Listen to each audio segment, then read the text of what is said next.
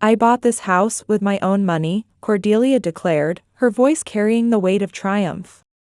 Marcus averted his gaze, yet his words cut through the air with cold clarity. You were nothing more than a financial resource to us. Vivian stood frozen. 15 years of devotion, 15 years of being the perfect wife, all of it was crumbling around her with an almost audible crash. But something shifted within her. She rose quietly from her chair, her movements deliberate and calm. Step by step, she climbed the stairs, each footfall echoing in the suffocating silence. In the depths of her closet, behind forgotten clothes and dusty memories, she retrieved a small box. Inside lay something those two had never suspected existed, 15 years of carefully documented evidence. Every conversation, every betrayal, every moment of manipulation had been quietly recorded, waiting for this very moment. The truth, it seemed, had been patiently waiting for its time to emerge. Vivian Walsh was 45 years old. For 15 years, she had been the perfect wife. At 6:30 a.m., she would wake before the alarm clock rang. It had become habit. She slipped out of bed carefully, ensuring she wouldn't disturb her sleeping husband Marcus. Even her slippers were silent against the floor. Downstairs in the kitchen, she first prepared herbal tea for her mother-in-law, Cordelia. The elderly woman would become irritable if she didn't have this first thing in the morning. Next came Marcus's coffee. To avoid the grinding noise, she used a manual mill instead of the electric one. 7 o'clock sharp. As Vivian finished arranging breakfast on the dining table, her husband descended the stairs. "Good morning, Marcus," she called with a smile. But Marcus simply spread his newspaper, never looking her way. No response. As if she were invisible. 15 years ago, during their newlywed days, Marcus would say, "Good morning, Viv," every day and kiss her forehead. Now, he seemed completely unaware of her existence. Her mother-in-law Cordelia came down the stairs with surprisingly brisk steps for a 72-year-old. Every morning, she would come down with perfect hair and flawless makeup. "Oh my, isn't breakfast ready yet?" Cordelia's voice was honey-sweet, but thorns lurked beneath. How terribly slow. In my day, wives had everything prepared before their husbands woke. A sharp pain pierced Vivian's chest. 15 years ago, this woman had called her Vivian. Now it was you, or nothing at all. She was treated like furniture. "Sorry. I'll have it ready immediately." The words came automatically, a conditioned reflex developed over 15 years of marriage. After breakfast, Marcus left for work and Cordelia departed for lunch with friends. Alone, Vivian went to check the mailbox. Among the letters was an unfamiliar envelope from Hamilton Real Estate Appraisal Services, addressed to Marcus Walsh. Property appraisal?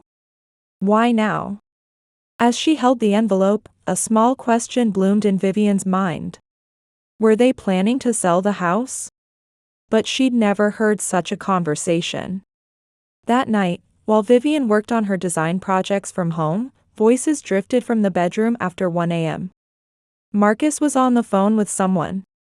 "Yes, Mother. The plan is proceeding as scheduled." His voice was carried through the hallway, tense, unlike his usual tone. "Yes, I understand. Emily must never suspect anything." Emily? Who was Emily? Vivian stopped working and listened intently. Just a little longer. 15 years of patience have been worth it. The call ended after 5 minutes, and she could hear Marcus's footsteps returning to the bedroom. Vivian sat in confusion. What plan? And who was Emily? The next morning, while doing her usual housework, her neighbor Roxanne appeared in her yard, hanging laundry. A 41-year-old single mother and elementary school teacher who'd moved in 3 years ago, she was one of Vivian's few conversation partners. "Morning, Vivian," Roxanne waved. "Good morning. Can I ask you something?" Roxanne lowered her voice. Is it true this house is going on the market? Vivian's hands stilled. Excuse me? Yesterday I saw a realtor doing a walkthrough.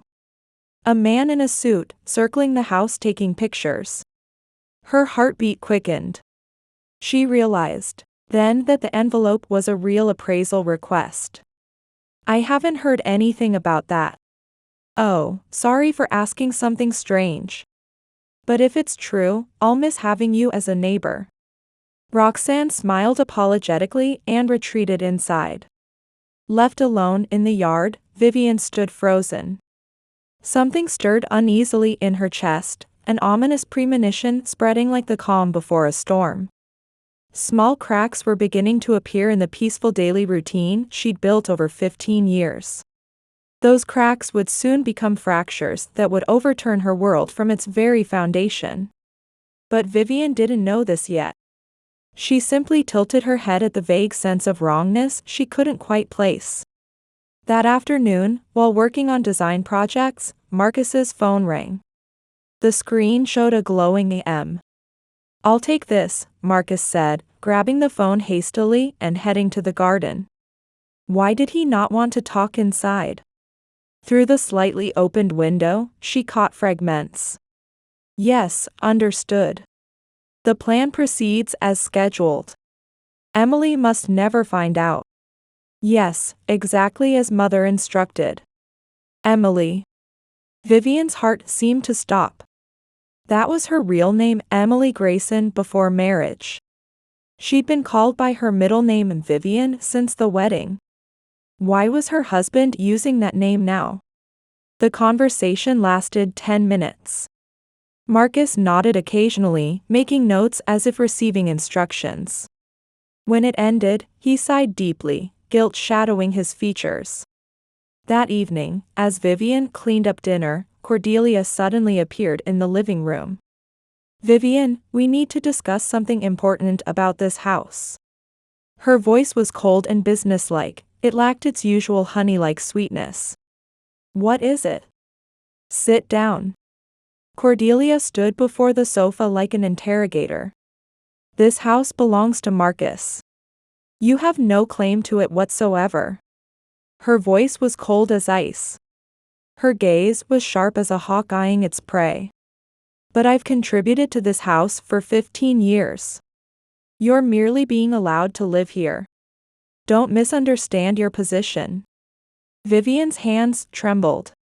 Why this sudden declaration? She'd thought they were family after 15 years together. I've supported the household finances for 15 years. Mortgage payments, repair costs. Of course, you should contribute toward expenses. Consider it rent. You should be grateful for free housing. Cordelia's words pierced Vivian's chest like blades. The next day, driven by anxiety, Vivian went to the bank. The ATM showed a balance much lower than expected. The detailed statement revealed $50,000 transferred to Marcus's personal account the previous month. That evening, when Marcus returned home, Vivian confronted him with the bank statement. What's this transfer? Can you explain? Marcus's face hardened. Momentary confusion flickered across his features before he forced a smile. Oh, that. Mother's medical expenses. She needed emergency surgery. Surgery? But she walks just fine every day. Yesterday she went to lunch with friends. Preventive procedure. Nothing to worry about. Marcus answered quickly and hurried upstairs, fleeing from further questions. That night, while Marcus took a shower, Vivian entered his study, a private space she never invaded. Fighting guilt, she opened his desk drawer. Inside were several real estate business cards, and a handwritten memo in Marcus's writing. Our 15-year-old plan is now entering the final phase. Following Mother's instructions, everything has been implemented gradually.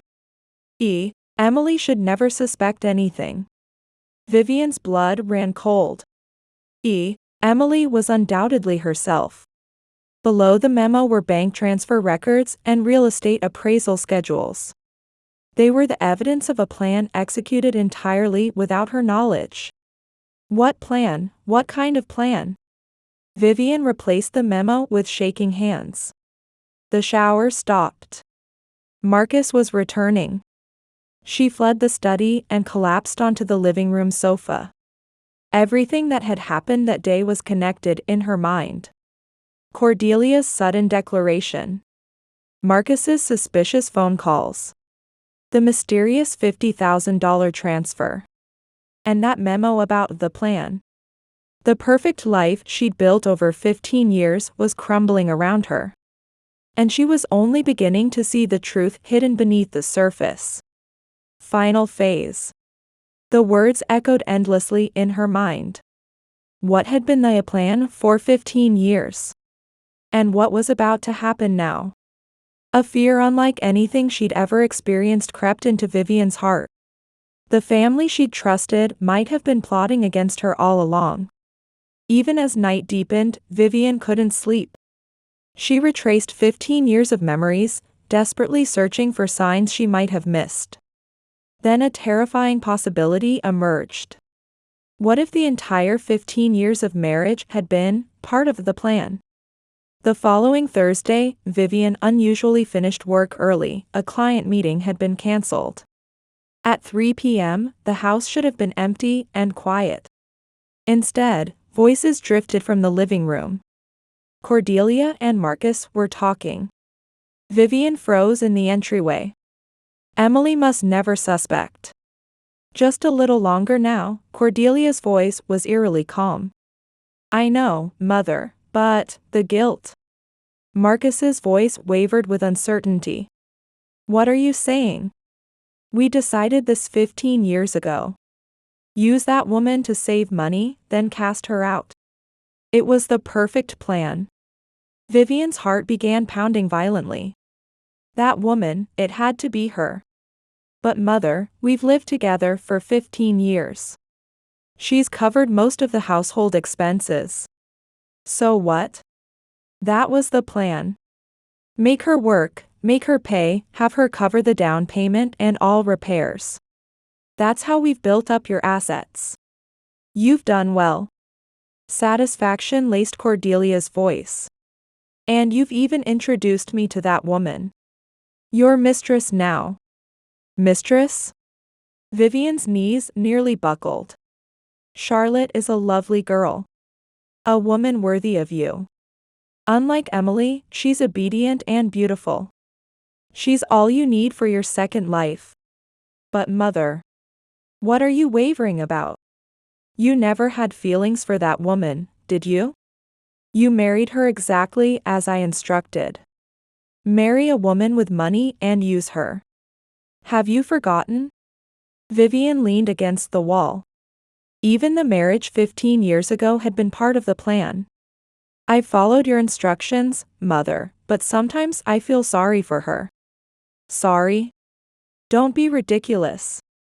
You married that woman because she was useful. When she's no longer useful, you discard her. It's just business. Vivian's footsteps must have alerted them as the conversation suddenly stopped. Oh. Cordelia turned around. You're home early, Emily. She used Vivian's real name she never normally used, the sound dripping with mockery, as if she'd been caught and no longer cared to hide. Welcome home, Marcus stood, unable to meet her eyes. Vivian couldn't speak. 15 years of marriage crumbled like a sandcastle in an instant. That night, Vivian didn't sleep at all. The next morning, as she prepared breakfast as usual, Cordelia descended the stairs. Emily, I have an important announcement. She no longer had the mask-like smile, hers was the expression of a victor. This house was bought with my money. Cordelia's voice rang with pride. 15 years ago, we purchased it under Marcus' name, but the actual money came from me. The $300,000 down payment, all from my savings. Legally, it's in his name, but in reality, it belongs to me. Marcus came downstairs too. Whether he knew she'd overheard last night's conversation or simply felt no need to hide anymore, his expression showed no hesitation. "Vivian," Marcus began. "I'm sorry, but Mother is right." Vivian's face was drained of color. Her husband of 15 years looked at her like a stranger. "But I paid the mortgage, the repair costs, utilities. Those were living expenses." Cordelia cut her off coldly. "Consider it rent. You lived here free for 15 years, you have no right to complain. In 15 years, you paid approximately $400,000, Cordelia held a paper. But this house's current value is $850,000. The difference can be reasonably assumed as rent." They'd done the calculations. Everything had been planned. "Marcus." Vivian stared at her husband. What were these 15 years to us? The love? The family? Marcus showed a moment of anguish. But with Cordelia beside him, that hesitation quickly vanished. "We don't need you anymore." Those words completely shattered Vivian's heart. The man who'd said, "I love you," who'd vowed to protect you forever. All of it had been lies. "You know Charlotte, don't you?" Cordelia continued. "She's Marcus' new partner. Unlike you, she's a woman worthy of him." In Vivian's mind, all the pieces were connected. The marriage 15 years ago. Her mother-in-law's instructions. The systematic exploitation. Charlotte's existence. And the declaration that day. The perfect trap had finally sprung. And she was the prey who'd walked willingly into it for 15 years. Everything had been orchestrated from the very beginning. 15 years, what was I to you? A financial resource, Cordelia answered matter-of-factly. A very efficient one. I'm grateful. Vivian stood up. Her knees trembled, but she managed to remain upright. I understand. Her voice was surprisingly calm. But I have something to say as well. Cordelia and Marcus exchanged glances. For 15 years, I've recorded everything. Household ledgers, receipts, bank records, everything. Vivian headed toward the stairs. She knew it was pointless to argue with these people anymore. But she still had an ace up her sleeve. The time had come to reveal the truth. In the upstairs bedroom, Vivian retrieved a large cardboard box from the depths of her closet. 15 years of her records she'd secretly maintained. Household ledgers, receipts, bank statements, contractor invoices, utility payment records, all meticulously filed by month and year. Vivian had always been methodical by nature. From the early days of marriage, guided by an intuition that this might be useful someday, she continued recording every expense. Total amount I paid over 15 years. She calculated on her calculator. Mortgage payments, $420,000. Repairs, $180,000. Utilities, $150,000. Insurance, $80,000. Other expenses, $120,000. Total, $950,000. Cordelia's figure of $400,000 had been grossly underestimated. Moreover, the house's value then wasn't $850,000. The previous year's official appraisal showed $520,000. Recent sales of similar properties in the neighborhood indicated $580,000 was reasonable. Vivian opened another box containing recording equipment. She'd actually been secretly recording conversations for the past 6 months, ever since she'd begun feeling suspicious about her husband and mother-in-law's behavior. Though perceived as technologically naive, she was actually quite tech-savvy as a graphic designer. She checked audio files recorded on an old smartphone. The most damning evidence was a conversation between Cordelia and her friend Marjorie. "Controlling my son is easy. I raised him from childhood to listen to mommy. Even past 40, he's completely obedient. That Emily girl has no idea. Completely fooled for 15 years. Such a stupid woman. She dutifully deposits money every month, it's been so helpful. Tormenting her has been fun, and Marcus has been my puppet. If I tell him, divorce that woman and marry Charlotte, he'll do exactly that. There were other recordings. Marcus talking with Charlotte, clearly lovers from their tone. Mother has planned everything. Once Emily leaves the house, I can officially marry you. Her savings will soon be completely transferred to us. Mother introduced you to me 2 years ago. I'm truly grateful. You're younger than her, more beautiful, and most importantly, obedient to Mother. I never had feelings for Emily. I only married her because Mother told me to. All of it remained as decisive evidence. Proof of adultery, fraudulent schemes, and 15 years of marriage under false pretenses. With trembling hands, Vivian looked up a lawyer's number. She called the office of Jasper Thornfield, a well-regarded attorney specializing in family law. Thornfield Law Office. I need urgent consultation. Do you have time today? It concerns fraud, adultery, and property rights. Please hold. Ma'am, the attorney will call you back. 30 minutes later, Jasper himself called.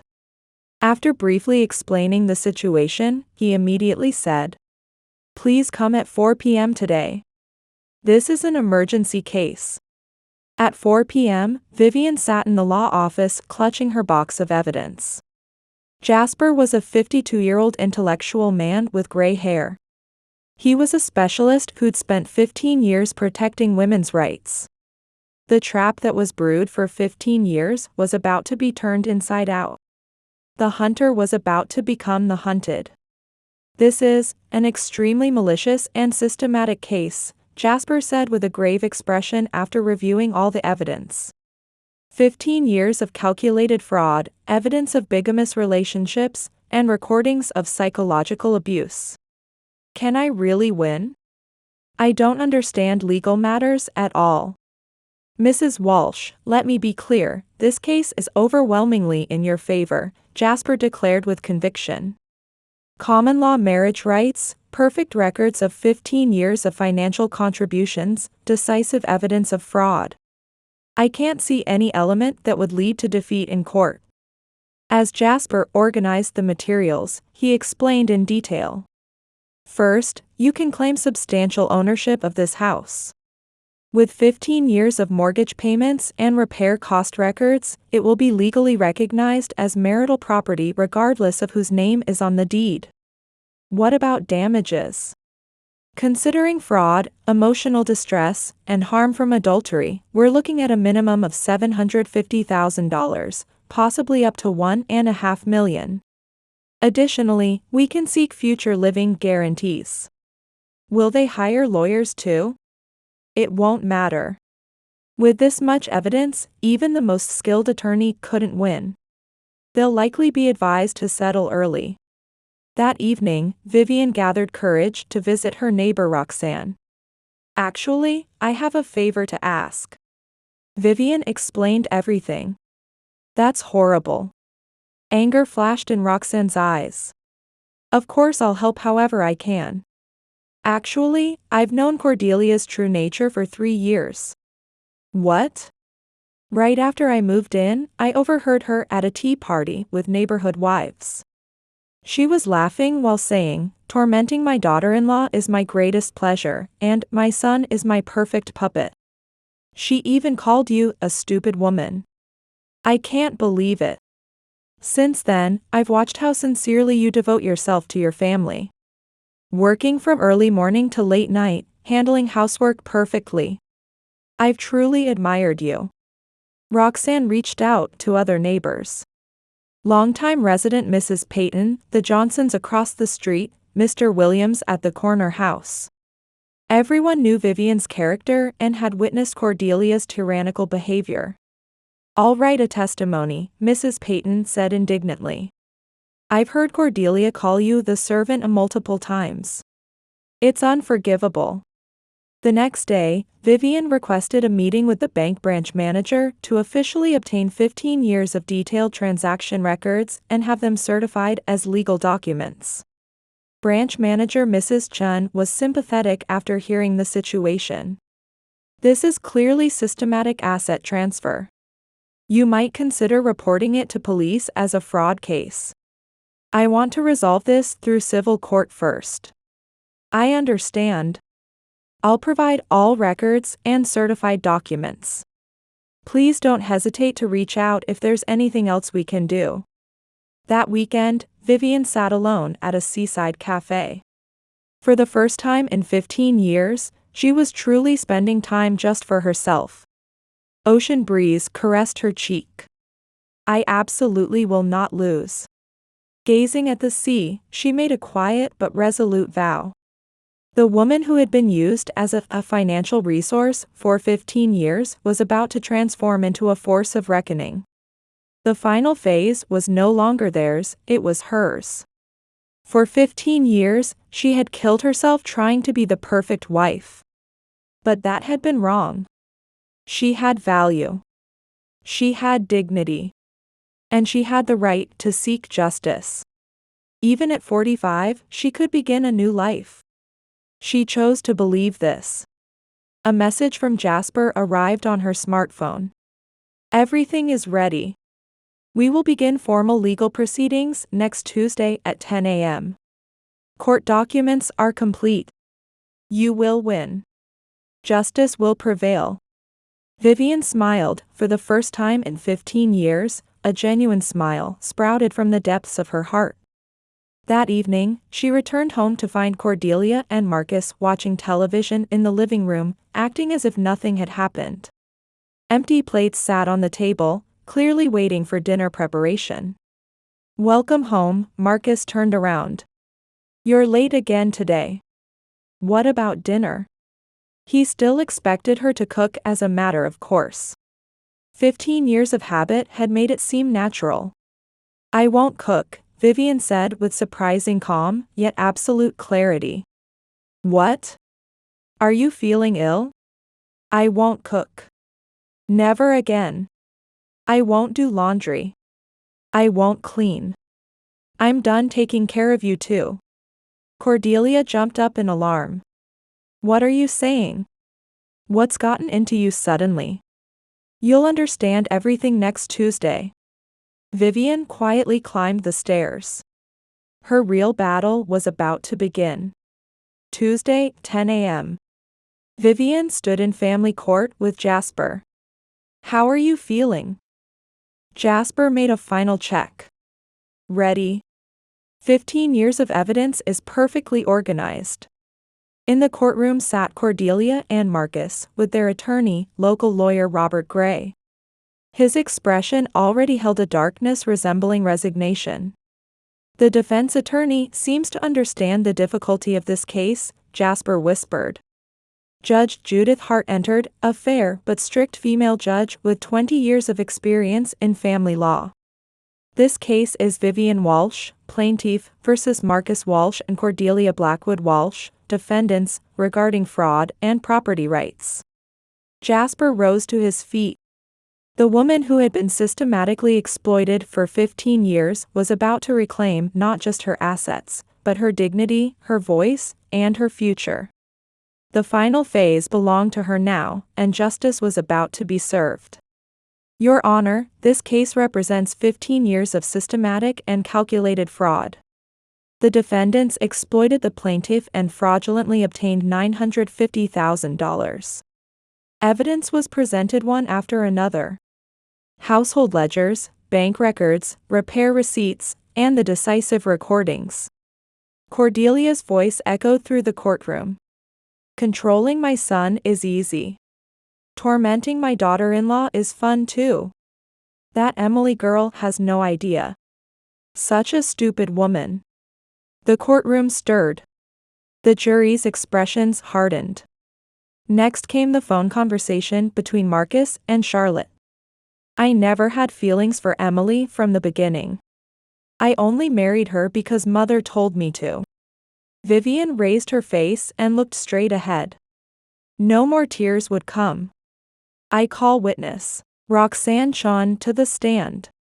Roxanne took the witness stand.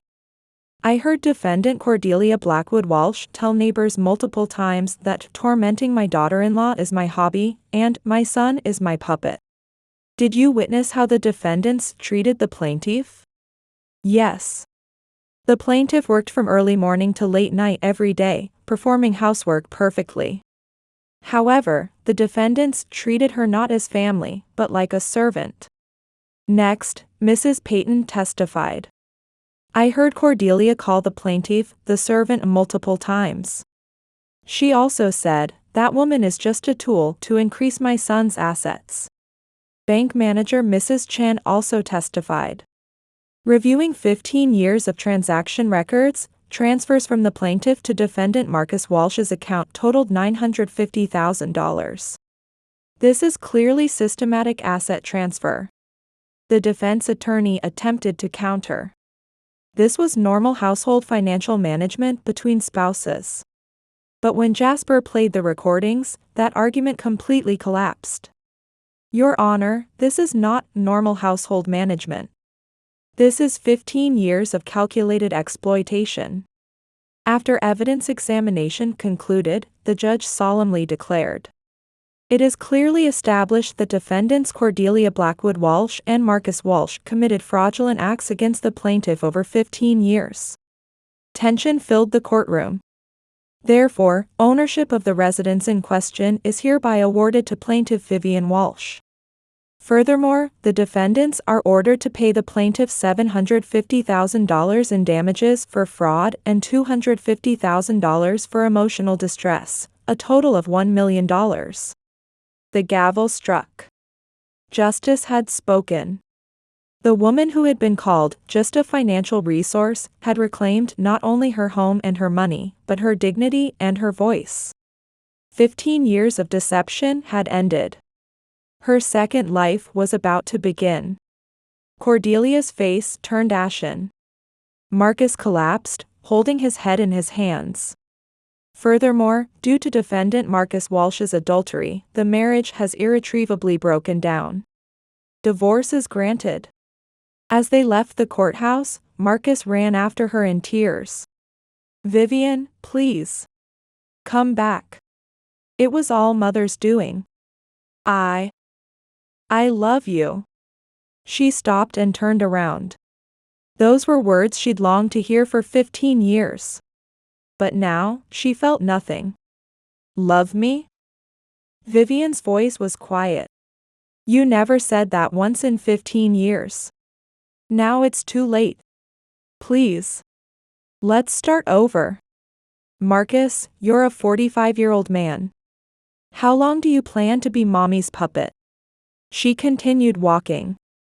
Cordelia also desperately clung to her. Emily, please. Forgive me. Don't take my son. The house, the money, we'll lose everything. Vivian stopped. Cordelia. For the first time, she used her mother-in-law's name strongly. 15 years ago, you encouraged your son to marry me. You saw me as a woman with utility value. And then you tried to take your son away from me. That was. Do you know the phrase, what goes around comes around? Vivian's voice no longer held anger, only quiet strength. What you did to me has simply returned to you. Cordelia collapsed to the ground. But don't worry.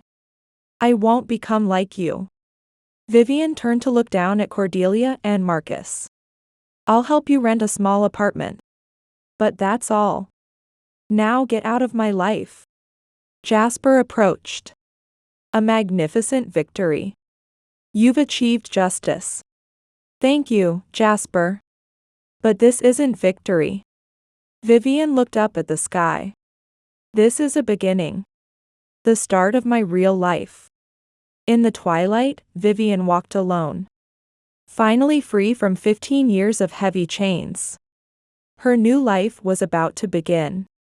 3 months later, Vivian stood in the garden of her own home, no longer their house, but truly hers. She planted new flowers where Cordelia's roses had once grown. White lilies, symbolizing new beginnings and purity. The morning sun streamed through clean windows. For the first time in 15 years, she prepared breakfast only for herself. No one to serve, no one to please, just herself. She opened her laptop and saw an email from a major design firm. They wanted to offer her a senior position. Her portfolio, built over years of freelance work done in the short free time she had caught their attention. Ms. Walsh, the email read. Your work demonstrates exceptional creativity and professionalism. We believe you would be a valuable addition to our team. She smiled, the same genuine smile she'd discovered at the seaside cafe. At 45, her second life was not just beginning, it was flourishing. The house that had once been a prison has become a sanctuary. The woman who had been treated as furniture has become the architect of her own destiny. Justice hadn't just been served in a courtroom. It was living in every sunrise she could greet as herself, every decision she could make freely, every moment she chose her own worth over someone else's expectations. The perfect wife was gone. In her place stood a woman who had reclaimed not just her assets, but something far more valuable, herself. 1 year later, Vivian was living a completely different life in the same house. 7 a.m. She woke naturally before the alarm clock rang. But now, she rose for herself, not for someone else. Fresh flowers adorned the living room, white roses and colorful gerberas. Flowers she had chosen. Colors she loved. For 15 years, she hadn't been allowed to display flowers in this house. They were called wasteful spending. In the kitchen, she brewed coffee for one. The slow grinding of beans, a luxurious moment requiring no consideration for anyone else. Good morning, Viv. She turned to see David descending the stairs. He was a gentle 48-year-old man, a psychological counselor she'd met at a support group for divorced women. Good morning. He softly kissed her cheek, the first affectionate kiss she'd received in 15 years. NPO meeting today? Yes. 3 new members are coming. The NPO's second chance that Vivian had founded supported women who had suffered financial exploitation in their homes. Legal aid, psychological counseling, job placement assistance, all were provided free of charge. You're truly amazing, David smiled. Using your experience to help others. I couldn't have done it alone. It's thanks to everyone. Her graphic design company, Emily Design Studio, was also thriving. Using skills cultivated over 15 years and newly acquired marketing knowledge, she handled branding for local small businesses. Looking out the window, she could see the small apartment across the street, a one-bedroom where Cordelia and Marcus lived. True to her promise, Vivian had helped with initial costs and ensured they could maintain basic living standards. But she maintained no further involvement. Sometimes Marcus would pass by the house, gazing at it from afar, sighing, then walking away. Cordelia never showed herself, her pride wouldn't allow it. Don't you feel sorry for them? David had once asked. No, Vivian answered immediately.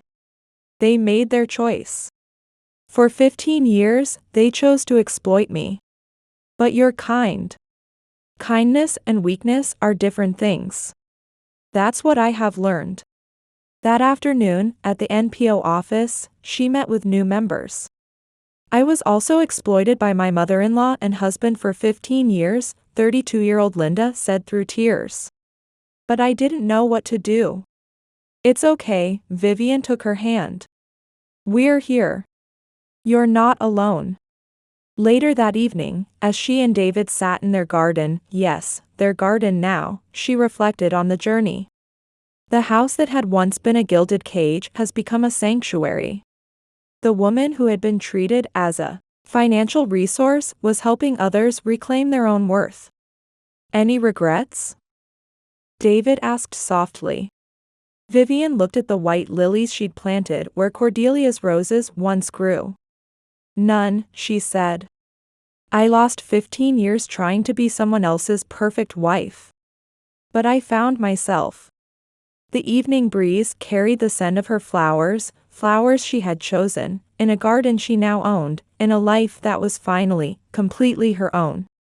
At 46, Vivian Walsh, Snow, Emily Walsh, as she now called herself again, had learned the most important lesson of all. Sometimes the greatest victory isn't revenge. It's simply living well.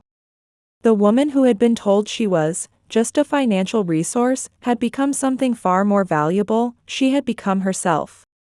That evening, when she returned home, David had prepared dinner. How was your day? I met people who found new hope. That's my greatest joy. Watching you makes me believe people can really change. Even at 45? At any age, David answered seriously. You're proving it with your own life. That night, they stepped onto the terrace together. It was a clear, starlit evening. David, I'm truly glad I met you. Me too. You've changed my life. They quietly held hands. Let's get married, David suddenly said. What? I'm proposing to you. I want to truly become a family with you.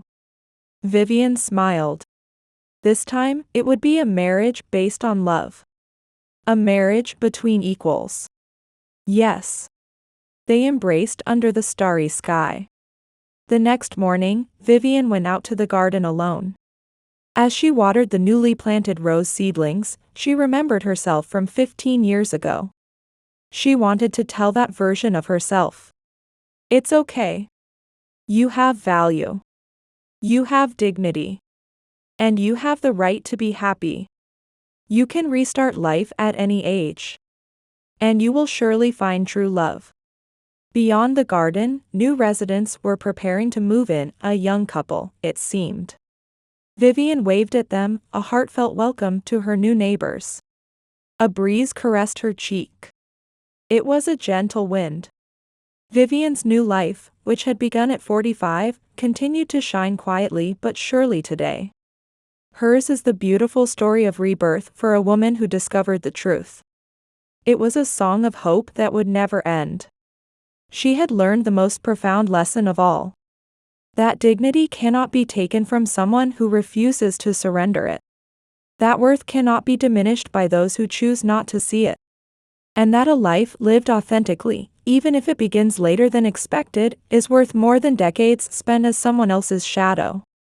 The house that had once witnessed 15 years of quiet suffering now echoed with laughter, hosted friends, and sheltered genuine love. The woman who had been treated as a financial resource had become what she was always meant to be, not a perfect wife, but a complete person. Her story had become a beacon for others still trapped in gilded cages. Proof that it's never too late to reclaim what was always rightfully yours, your voice, your choices, and your chance at happiness. In the end, the greatest victory wasn't in the courtroom or the settlement. It was in the simple act of waking up each morning as herself, living each day on her own terms, and going to sleep each night with a clear conscience and a peaceful heart. Sometimes the most powerful rebellion is simply living well.